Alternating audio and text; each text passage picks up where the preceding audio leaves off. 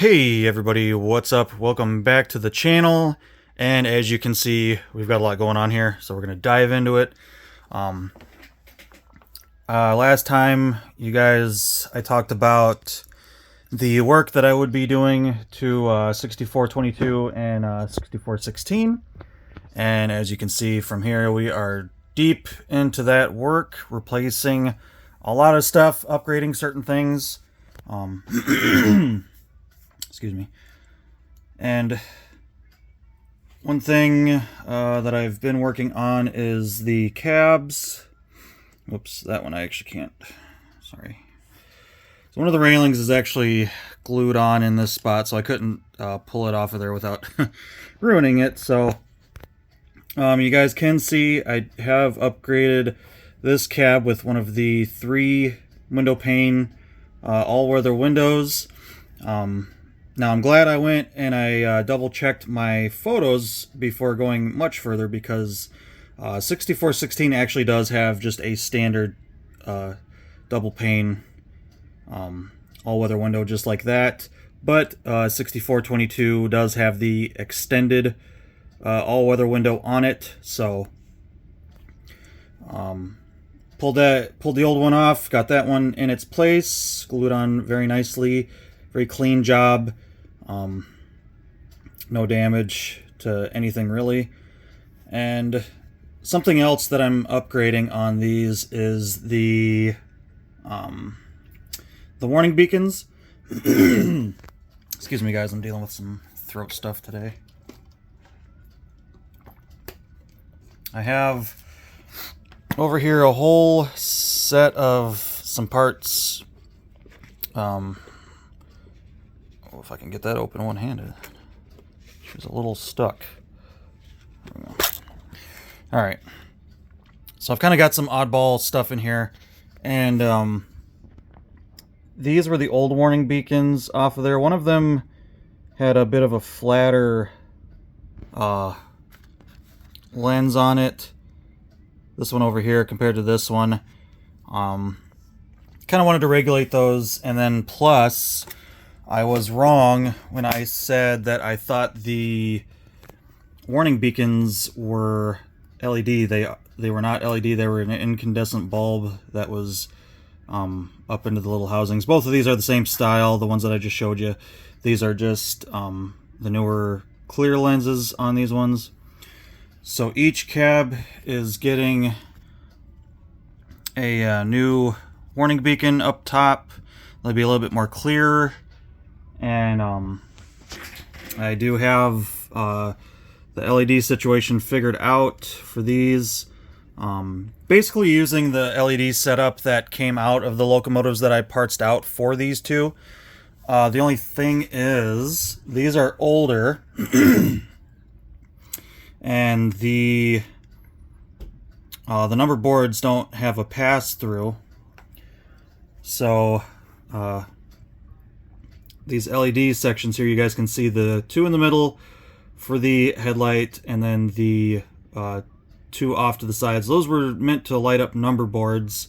The units that these came out of did have lit number boards. I thought about maybe removing these number boards and drilling through, but these number boards are actually seated in there pretty decently, and I don't have any extras of these numbers, and I really don't want to go picking at them and potentially ruining them, pulling them out. So not a big deal to have.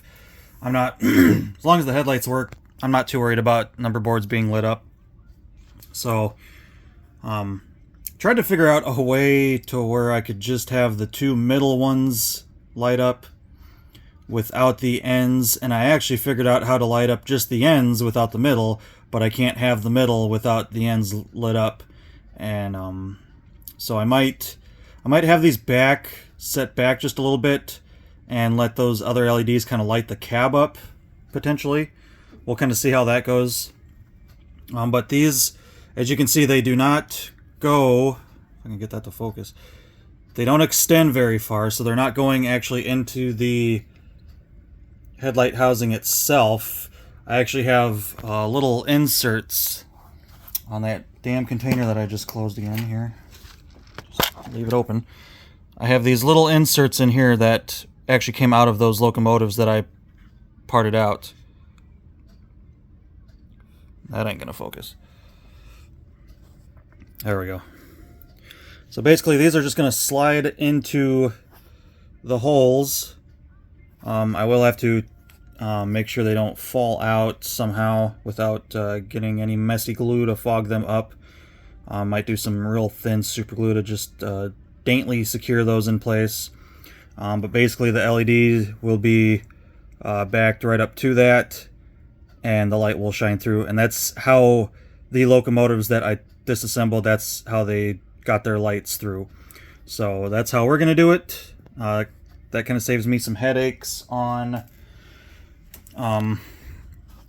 potentially trying to drill into there deeper, allowing a normal bulb to fit in there a little bit further. Because even these really teeny LED slip-in bulbs, they only go so far in on this end. The rear end of the hood,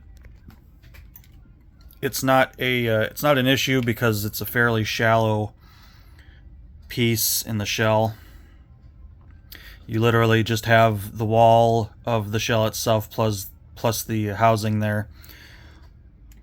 But on the cab, it is probably about 3 times as thick, 2 or 3 times as thick with that headlight and number board housing. So we got that going on. So all the lights are kind of figured out. I know what I'm doing there. The speakers, I will show you. So the 64, sorry, my camera work is trash today. The 64-22 was the one that came without DCC and sound, and I had crudely taken a newer speaker box and just glued it on 3 points onto the shell.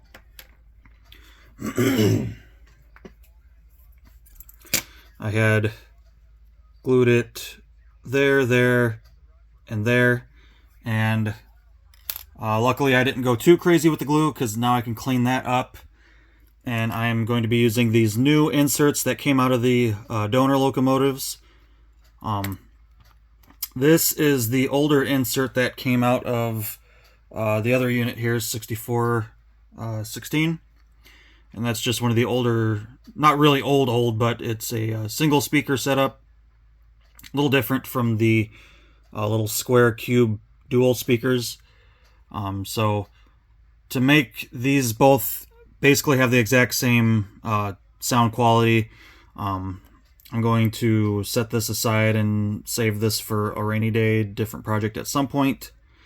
And then these units are going to be getting these updated speaker boxes, and they do fit right in place, which is really nice. I was kind of worried about that because you guys can kind of see the makeup of the back of the frame here on how that's all designed, and luckily these new ones sit right in there. I can't let go of it or it'll tip the frame, but you guys can see how those just kind of sit right in there. Screw points are still the same. They line up just right. I was kind of worried about that because these units are from like around 2016. I think that's what one of these panels says, 2016.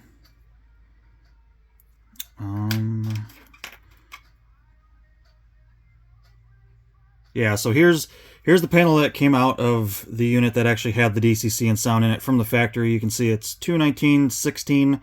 So these units came out around 2016 sometime.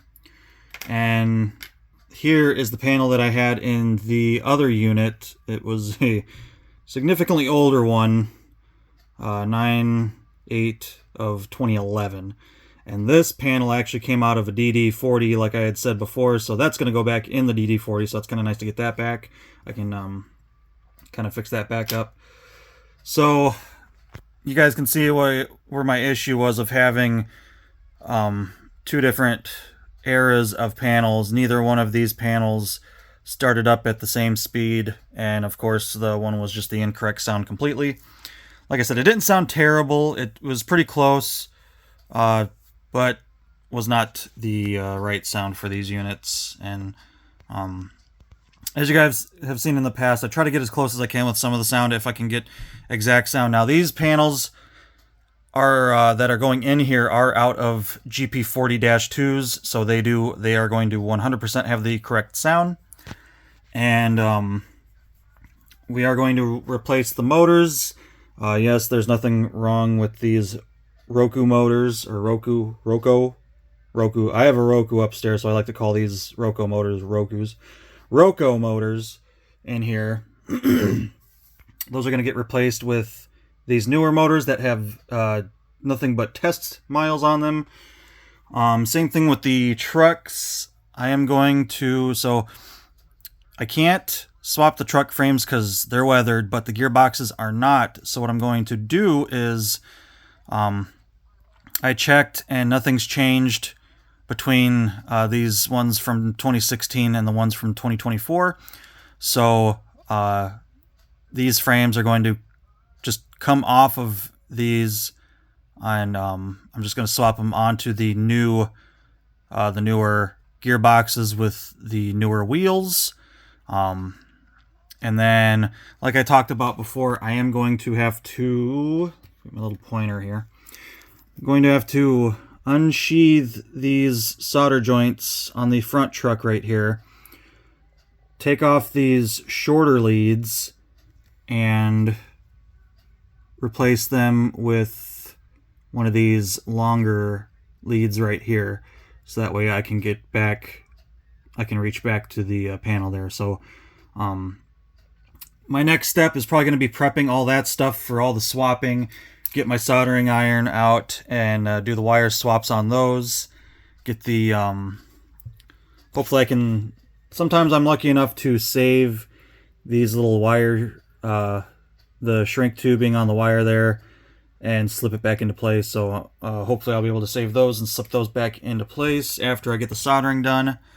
Of course, we're doing the newer worm gears and axles, or the drive shafts that came out of there. So pretty much anything that I can absolutely replace, I'm replacing on these to completely bring them fresh, up to date. Like I said in the last video, I bought both of these used. They had some miles on them. The locomotives themselves were in really good condition though. Yes, there's nothing wrong with the wheel sets and the gearboxes and the motors in these, but I've got the new parts.